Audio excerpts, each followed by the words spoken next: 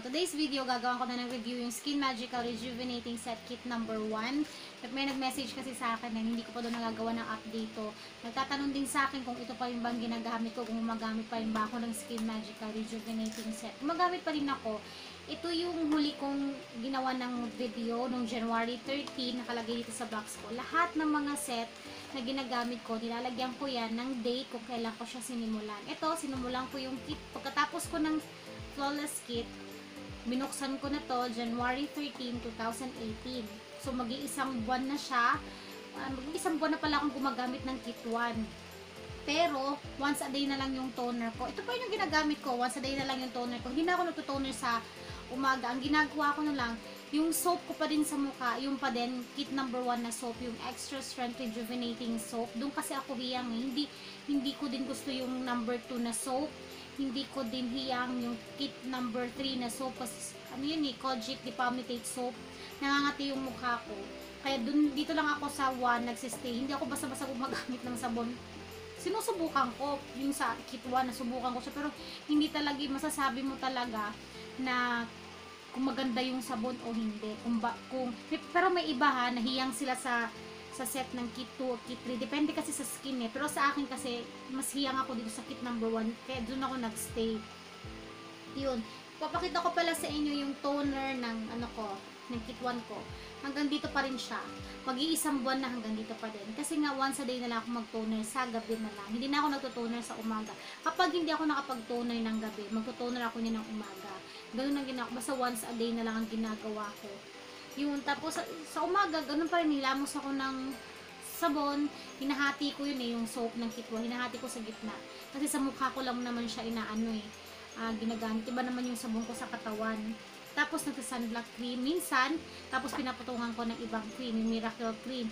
Minsan ay meron akong moisturizing cream na may SPF din yon, yung snail white, yung Miracle cream ko naman para siyang makeup base. Gusto ko yung effect nun eh.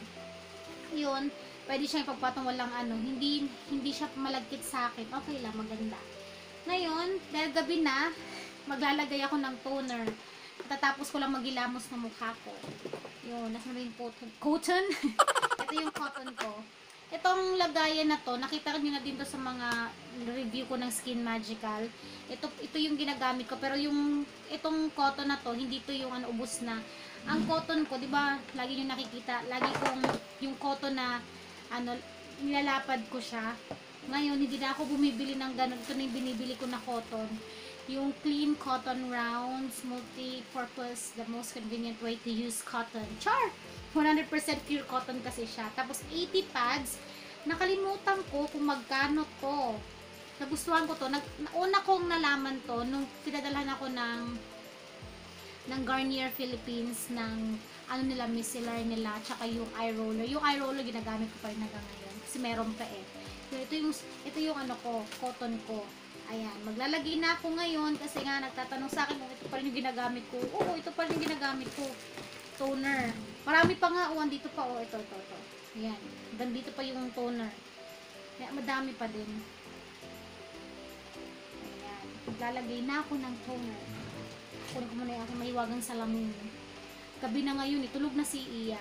Malakas ang boses ko. Di ba minsan, mapapansin nyo pag nagre-review ako, mahina yung boses ko.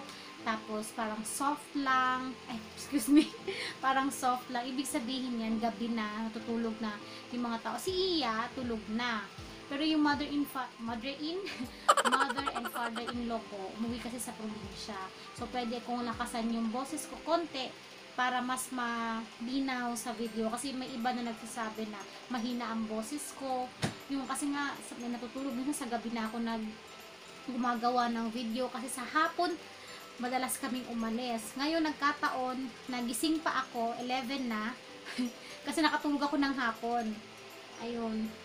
Magtutoner muna ako. Unahin ko muna yung noo ko. Lagi naman ako, tingnan nyo kung bakit gusto ko ng round, o basta square, basta flat. Kasi, ganyan mo lang. Kasi kung yung isang cotton, kukuha ako, tas ilalaparang ko pa siya. Eto kasi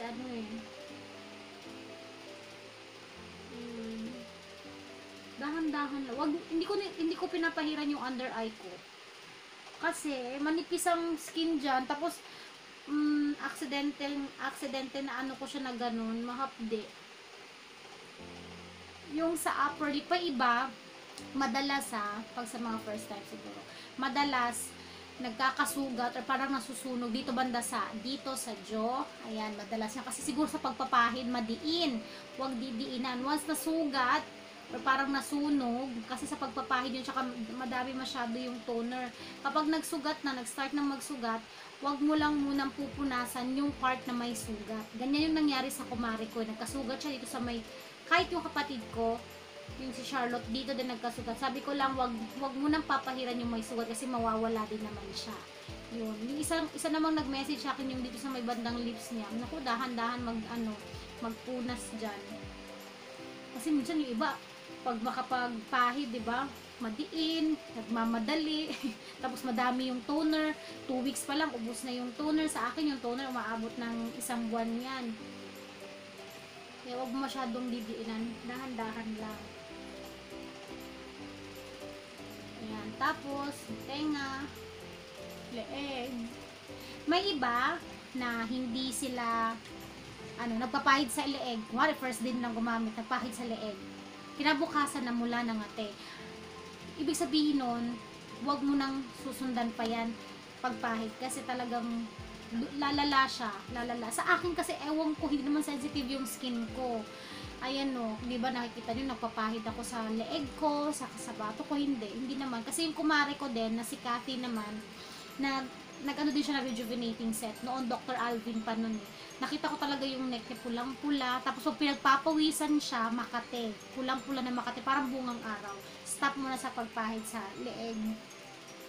Ayan. Kung gusto niyo malaman kung ilang set ko na to, 13 set ko na to. Ito yung pang 13 set ko. Ay naman yung aso sa kabilang bahay. Scooter. Balik muna ako. Natapos din yung aso sa pagtatahol niya. Ito yung pang 13 set ko. Ibig sabihin naka 1 year, 3 months na pala ako sa paggamit ng Skin Magical products. Naka 8 kit 1 ako. 3 kit 2.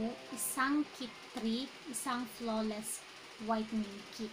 Ilalagay ko dito sa video na to yung picture ng mga set na ginamit ko mula umpisa, sunod-sunod yun, tapos pinicturean ko para makita nyo yung mga set. Yung sa pinakadulo ng picture, pinakadulo yung skip 1, ito yung ginagamit ko ngayon. 13 set na ako. Tapos once a day na lang yung toner ko. Yun. Tapos na ako mag-toner, maglalagay na ako ng rejuvenating cream. Madami pa rin akong rejuvenating cream. May nagtanong sa akin, nag-send siya ng picture, nag-brown na yung cream niya. Ibig sabihin nyo noon, nag-oxidize na yung cream. Madalas, ang rejuvenating cream ang nag-oxidize. Ano yun sa storage yun, or hindi masyadong nasarado yung container, yung mga ganun. Siguro ang pinaglagyan ng mga cream, mainit, humid, ganun.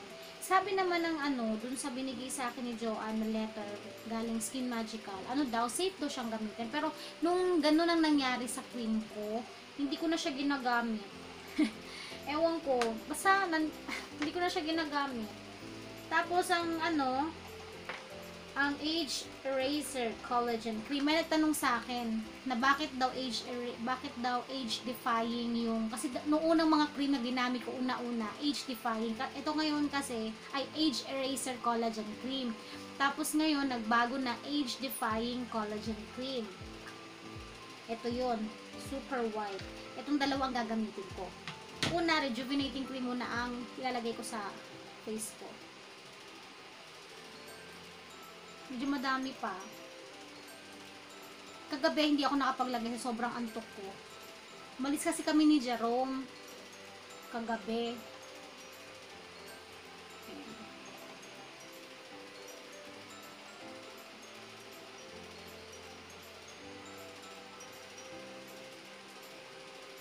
Madali lang naman i-spread ang yung rejuvenating cream. Madali lang siyang i-spread.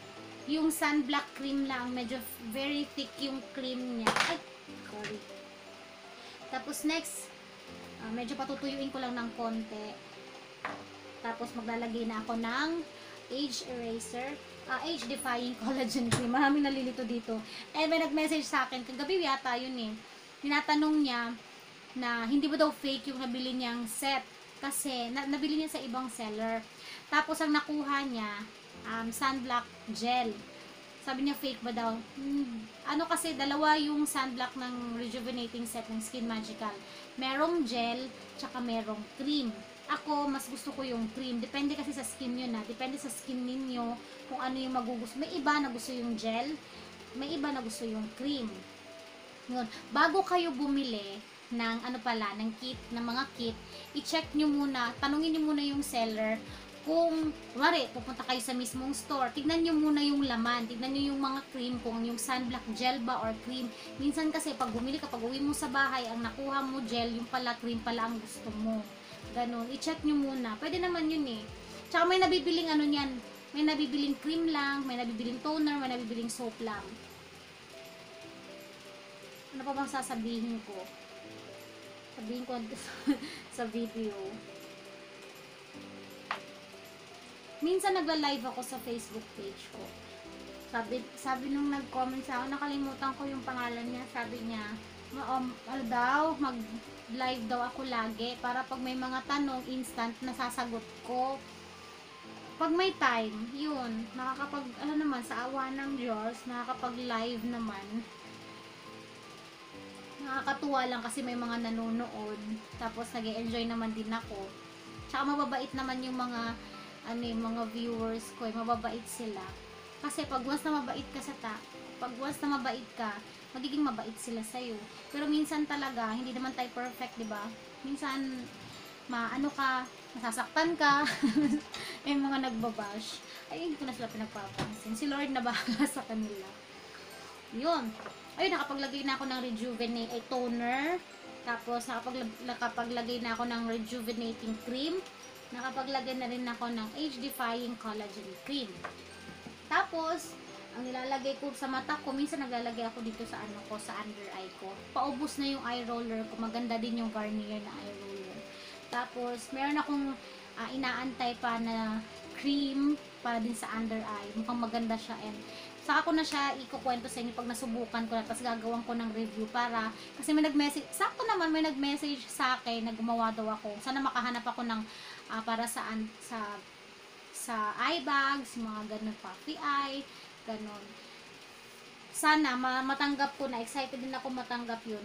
Yun lang naman ang update ko dito sa Skin Magical Kit number 1, January 11 tayo ngayon, Sunday, February 11 tayo ngayon, January 13 ko to, unang sinubukan, or unang ginamit, yun lang naman. Sana nakatulong tong video ko nito. Pasensya na kung natagalan akong mag-update sa inyo, kasi eto, nagawan ko na talaga siya. Isang buwan na din. Akala ng iba hindi na ito yung ginagamit ko. Ito pa rin yung ginagamit ko. At marami pang ang toner, kasi once a day na lang yung toner ko. Yun, kung may mga tanong kayo, pwede nyo akong i-message sa Facebook page ko, or pwede kayong mag-comment sa comment box below. Tapos, yung link pala ng Facebook page ko nasa baba ng video na to, pwede nyo akong i-visit doon. Minsan matagal akong mag-reply, kasi hindi lang naman isa, dalawa, tatlo ang nire-replyan ko, madami. Minsan, may time na pagod ako, ayoko munang magbukas ng cellphone, magpapahinga ako, kasi kung hindi ko ipapahinga yung sarili ko, paano ako makakapag-reply, paano ako makakapag-review, paano ako mag-share sa inyo ng mga update ko. Yun lang naman. And thanks for watching. And kung bago ka sa channel ko, please do subscribe to my channel para makapag-review pa ako ng mga Skin Magical, mga beauty products na nan-try ko na. Yun, at saka give this video a thumbs up kung nag-enjoy ka sa panonood at kung nakatulong tong video ko ngayon. And thanks for watching. See you on my next video. Bye!